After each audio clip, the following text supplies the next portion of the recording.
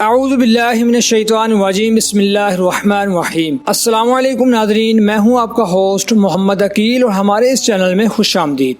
ناظرین اکرام، نیچر خوبصورت ہونے کے ساتھ ساتھ بعض اوقات عاطف شاہ پہاڑ، ڈونیسو، سمندری طوفان کی صورت میں خطرناک اور جان لیوا صورت بھی اختیار کر سکتی ہے۔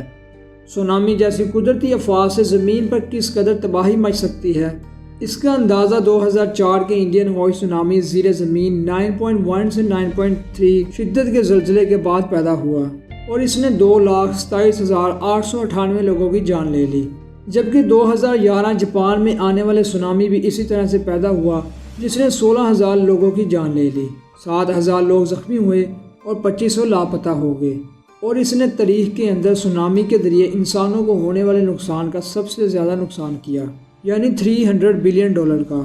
انڈین اوشن کے اندر آنے والے 2004 سونامی سے ایک وقت کے اندر اتنی بے تحاشا انرجی خارج ہوئی جتنی دوسری جنگ عظیم میں استعمال ہونے والی ٹوٹل دھماکوں سے بھی کہیں زیادہ گنا تھی،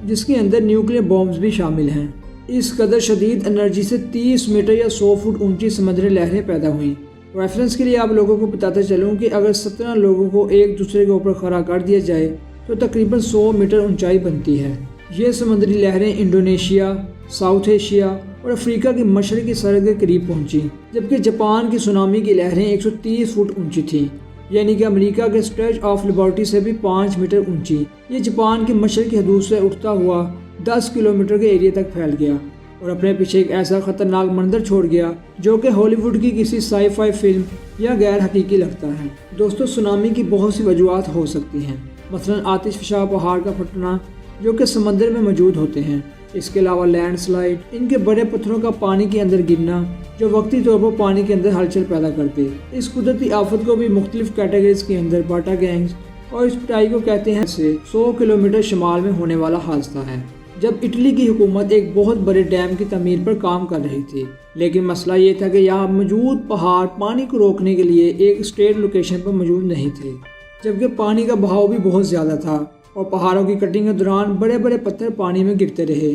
لیکن یہ تو انجینئرز کی کیلکولیشن سے 10 گنا زیادہ طاقت سے پانی کے اندر گرے، جس نے پانی کے لیول کو مسلسل بنانا شروع کر دیا، اور یوں دیکھتے ہی دیکھتے 820 فٹ یا 250 میٹر اور سمندری لہریں پیدا ہوئیں جو ڈیم کی سطح کو کراس کرتے ہوئے دیہاتی علاقوں کی طرف بڑھنے لگی، اور اس حادثے کے اندر 2000 کے قریب لوگ ایک بہت ہی خوفناک طریقے سے پیش آیا جب ایک بہت بڑا خشکی کا ٹکڑا پانی کے اندر جا کر گر گیا اور اس نے 525 میٹر 1722 اونچی سمندری لہروں کو پیدا کیا، اونچی امپائر اسٹیٹ بلڈنگ سے بھی اونچی۔ لیکن اگر سب سے بڑے سونامی کی بات کریں تو یہ دونوں سونامی جن کے بارے میں ہم نے اوپر بات کی، ان کا تو اس کے مقابلے میں کوئی مقابلہ ہی نہیں ہے، جو کہ لینڈ سلائیڈنگ یعنی کہ پتھروں کے سمندر کے اندر میں گرنے کی وجہ سے 1.5 بلین سال پہلے ہوائی کے جزیرے علاقے پر پیش آیا، جب ایک بڑے آتش فشاں پہاڑ کے پھٹنے کے بعد اس کے ٹکڑے سمندر میں جا گرے اور 600 میٹر یا 1969 فٹ سمندری لہروں کو پیدا کیا جو کہ آس پاس کی جزیروں تک پھیل گئی۔ یہ اتنی بڑی اونچی لہریں تھیں کہ آپ 4 بڑے پیرامیٹرز فور جیپ کو ایک دوسرے کے اوپر کھڑا کر دیں۔ لیکن اب بات کرتے ہیں دنیا میں آنے والے آج تک کے سب سے بڑے سونامی کی، جو 66 ملین سال پہلے ایک 10 کلومیٹر ڈایا میٹر کے اسٹروئڈ یا زمین سے ٹکرانے کے بعد پیدا ہوا۔ جی ہاں، وہی اسٹروئڈ جس نے ڈائناسور کا بھی زمین سے خاتمہ کیا۔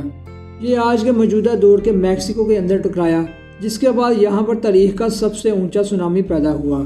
جس نے 100 ٹن کی طاقت سے ٹکرانے کے بعد یہ بڑی سمندری لہریں پیدا کیں۔ انسانوں کا اب تک کا بنایا گیا سب سے خطرناک اور سب سے بڑا نیوکلیر بوم، جسے کہتے ہیں ٹیزار بومبا، وہ صرف اسٹروئڈ کے مقابلے میں صرف 50 میگا ٹن انرجی کو ریلیز کر سکتا ہے۔ یا پھر یوں جان کے حیرت ہوگی کہ اس ٹکراؤ کے بعد پیدا ہونے والی لہریں 5 کلومیٹر اونچی تھیں۔ Can you imagine? جس نے اپنے راستے میں آنے والی ہر چیز کو تہس نہس کر دیا،